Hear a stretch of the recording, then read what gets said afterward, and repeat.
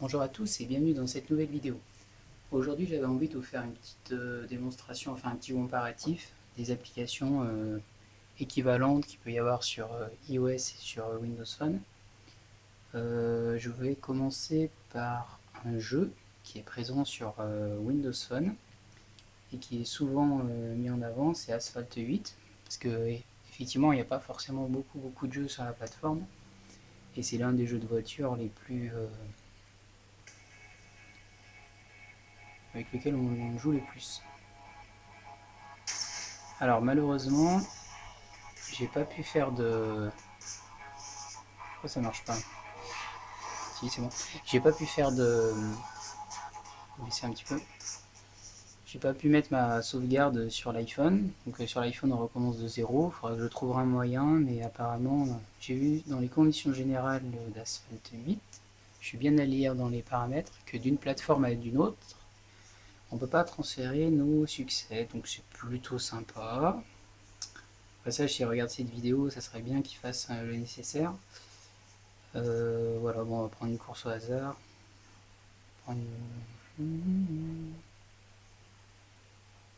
Ouais, j'ai fait pas mal de courses quand même à l'époque, hein. Et on va prendre ça.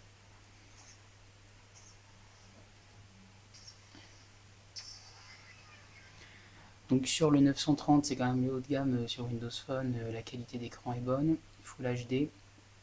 L'écran, comme je l'ai dit dans une autre vidéo où c'est que je parlais de l'iPhone, je trouve qu'il a une meilleure qualité sur ce téléphone que sur mon iPhone. Après, à voir au niveau du rendu.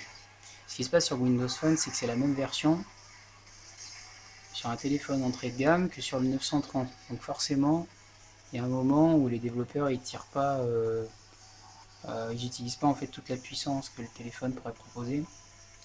Ouais, l'expérience elle est nickel, mais elle est nickel aussi sur un 520, donc qui coûte 6 fois moins cher. Donc c'est à la fois une force et une faiblesse.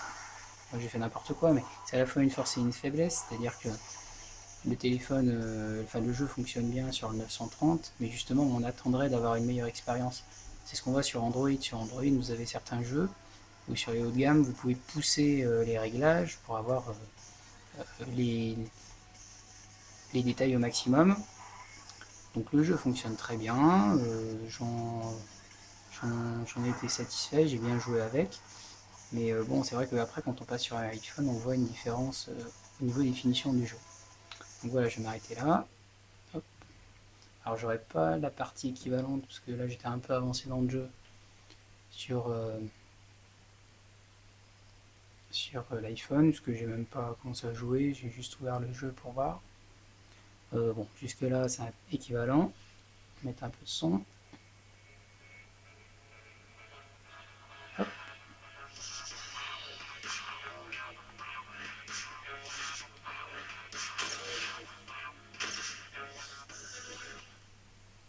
Publicité.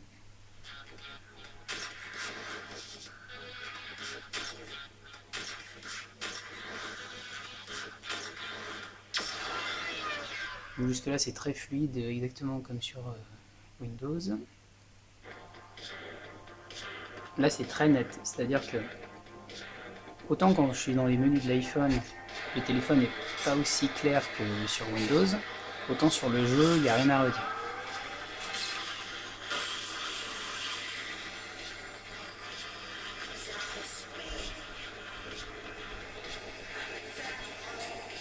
Bon, le jeu répond bien.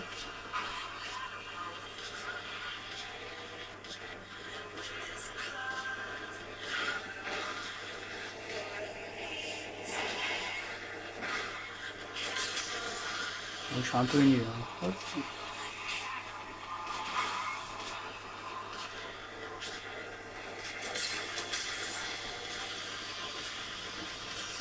Bon voilà, globalement, euh, voilà, ça par exemple on l'a pas. Là vous avez vu, on a des petits détails. Donc j'avais pu voir sur, hop,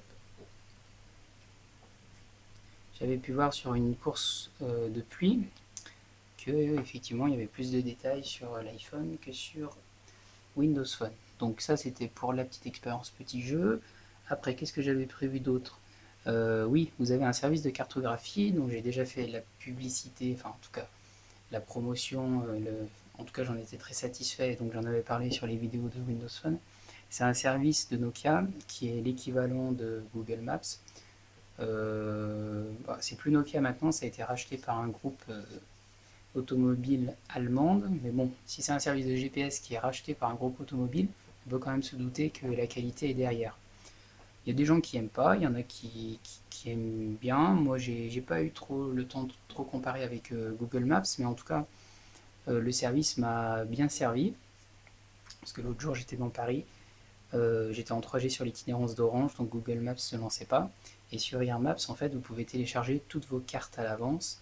Donc le résultat, c'est que j'ai pas eu besoin de connexion. J'ai ouvert ma connexion, j'ai tapé la rue où je voulais aller, et directement, j'ai eu la réponse. Là, je vais juste dans les paramètres parce que je voulais télécharger une voix. J'ai cliqué.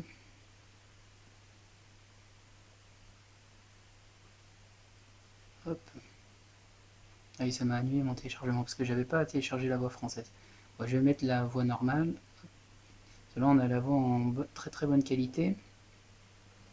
Mais bon, sans faire la mauvaise langue, je pense que sur Windows Phone, on n'aura pas la très très bonne qualité. Donc, à service équivalent, vous voyez, vous avez français 5 émo et puis là, français IFI 100 émo. Donc, si le. Ça fait. Vu la différence de taille, j'imagine qu'il y a une forte différence au niveau de la qualité. Bon, c'est un peu dommage que j'ai pas téléchargé le service avant, mais peut-être que je ferai une autre vidéo pour comparer.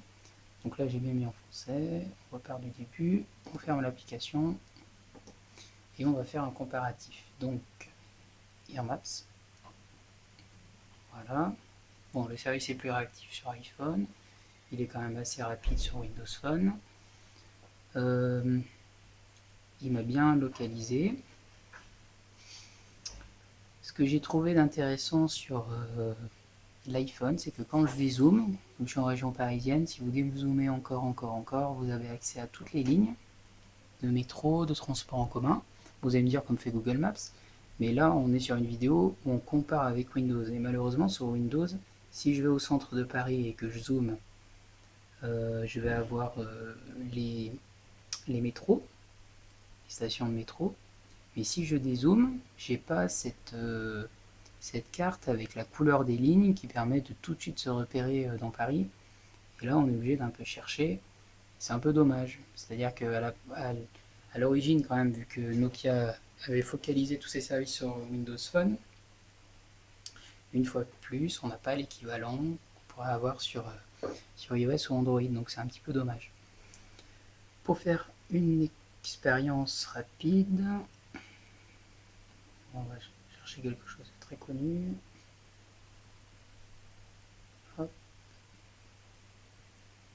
Oui, j'avais fait une petite recherche avant, mais donc c'est bien trouvé, on me dit 17 km, 17 km, bon, ça c'est normal, c'est plutôt bon signe qu'on ait l'équivalent. Là, ce qu'on va me proposer, on me donne des informations, et en fait ici il faut que je bascule, si je le souhaite, parce que là on est sur le service de cartographie, pour basculer sur le GPS, comme sur Google Maps, là ici vous avez en voiture, donc là j'ai basculé sur le service GPS. Ici par contre c'est deux applications différentes. Bon, c'est pas. C'est un peu moins pratique. Ça serait bien qu'ils les fusionnent. Peut-être qu'ils vont les fusionner avec l'arrivée de Windows 10 et les applications, mais bon, pour l'instant c'est comme ça. Juste.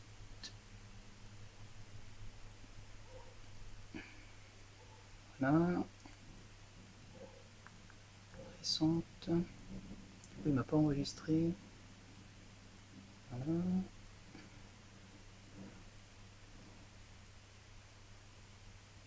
Voilà. Donc pour démarrer, d'abord sur Nokia.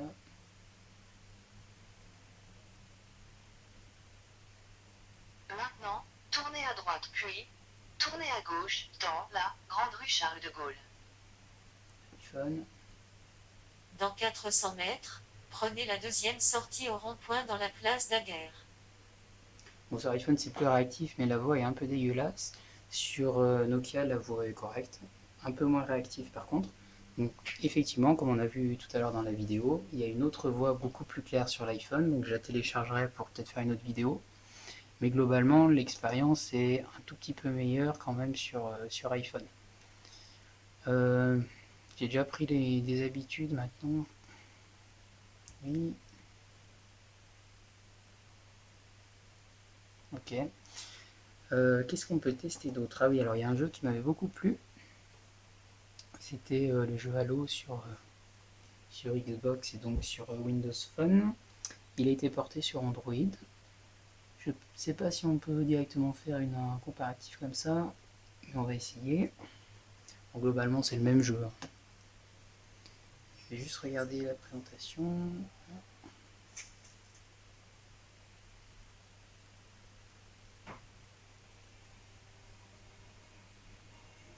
Sauvegarde, ça charge.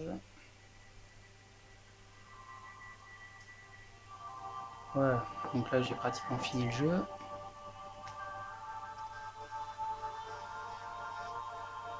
Je sais pas vous, mais moi j'adore la musique.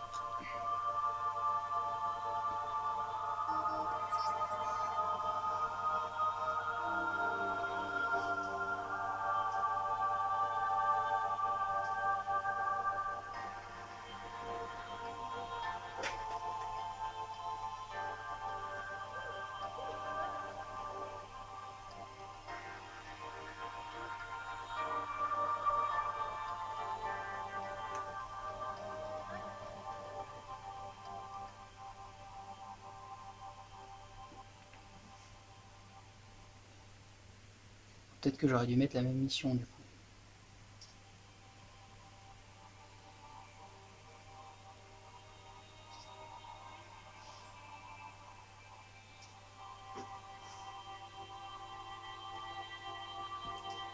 Donc là au niveau des couleurs, on voit que c'est plus teinté, on va dire, plus nuancé sur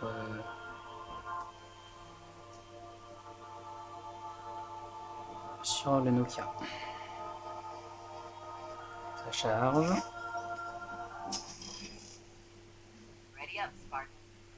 Bon là c'est fluide. Je regarde si vous voyez correctement.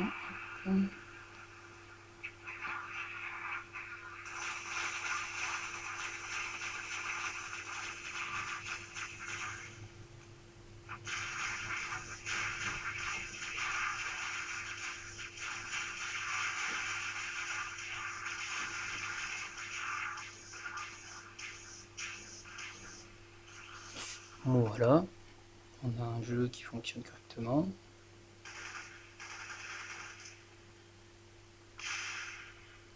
On va faire maintenant le test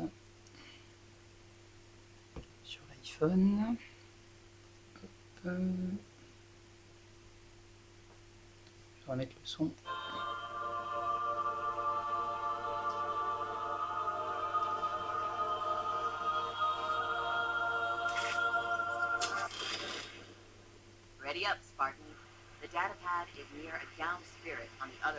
Donc globalement on a la même expérience.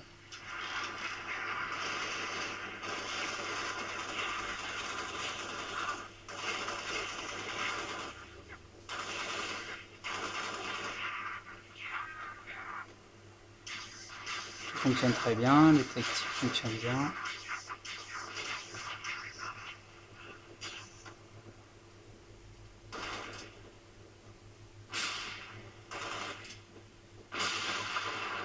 Et voilà.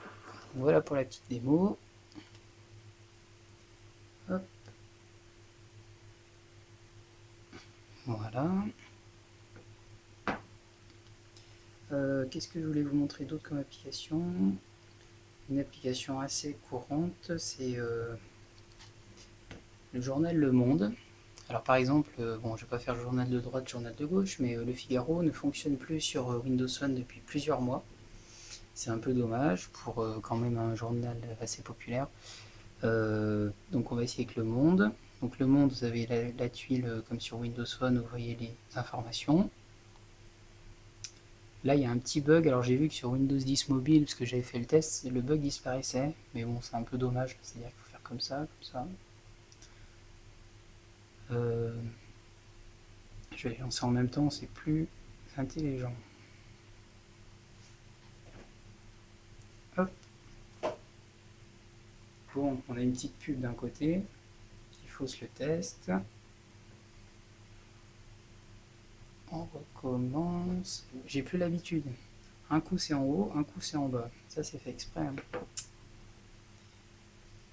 En bas. J'espère qu'il n'y a pas moyen de mettre la pub. Ok, pub. Bon, on est tout de suite sur la page.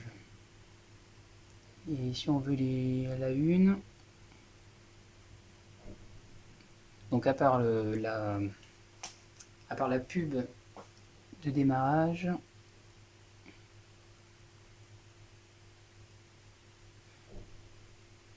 on n'a que les titres en fait là comme on voit sur iPhone, alors que sur Windows Phone on a un début d'article.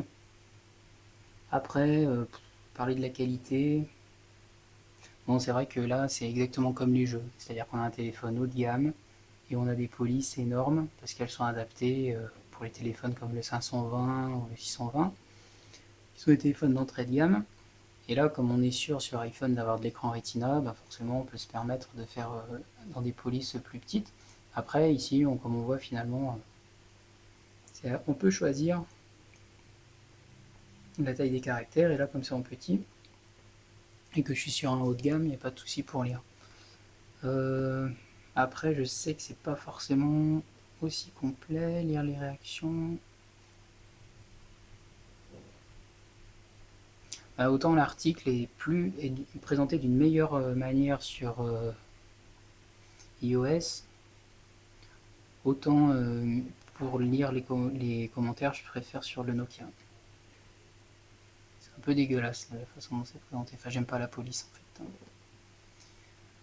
Hop.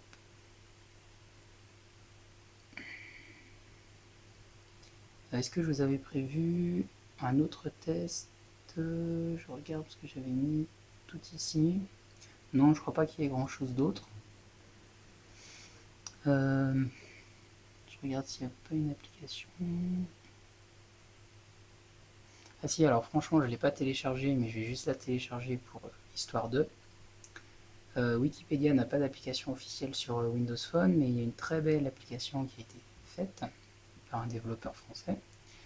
Et quand vous comparez avec l'application de base sur iPhone, je préfère l'application de Windows Phone qui est loin devant.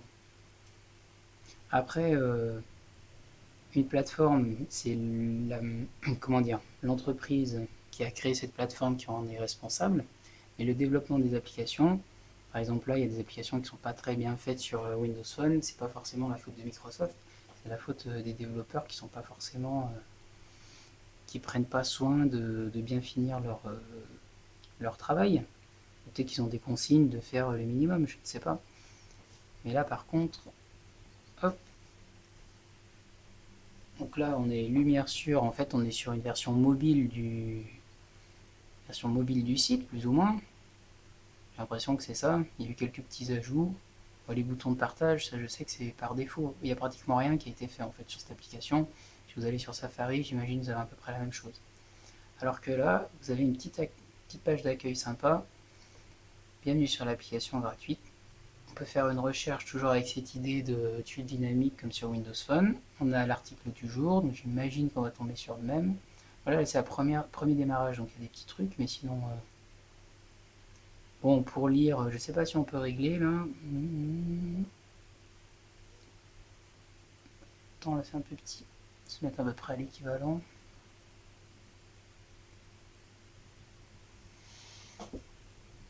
Au niveau de la lecture, j'aime bien les deux. Voilà, la photo elle est un peu moins bien présentée. On a un petit truc autour de moi aussi via la géolocalisation. Et si on recherche, bon, c'est juste une barre de recherche, mais c'est. Voilà, il y a un soin qui a été apporté à la présentation de la page d'accueil. Et franchement, je pense que vous êtes d'accord pour dire que c'est sympa. Alors que là, on sort, on arrive directement sur l'application sans vraiment de présentation autour. Bon voilà, j'espère que cette vidéo vous aura plu. Le but c'était pas de faire un débat entre les applications sur Windows Phone et les applications iPhone, c'est plutôt que j'ai la possibilité d'avoir les deux téléphones l'un à côté de l'autre et j'ai la possibilité de pouvoir tester des applications équivalentes, donc autant en profiter. Je ne sais pas si j'ai remis l'application de la RATP, mais c'est vrai que l'application... Non, elle n'y est pas. L'application Windows Phone est pas mal du tout. Le seul truc, c'est qu'au démarrage, elle est longue à démarrer, et ça, c'est juste encore une fois de plus un travail de développeur à faire dessus, parce que l'application, elle est très bien, et c'est un peu dommage. Je vais déjà ouvrir celle de l'iPhone. Bon, là, j'ai mis des raccourcis. Là, on peut avoir l'élu actuel. Ici, on a ses favoris. Hop. Ici, on a un compte. Je sais pas à quoi ça sert d'avoir un compte à la RATP, mais bon, on peut avoir un compte. Et puis, ici, on a pas mal de...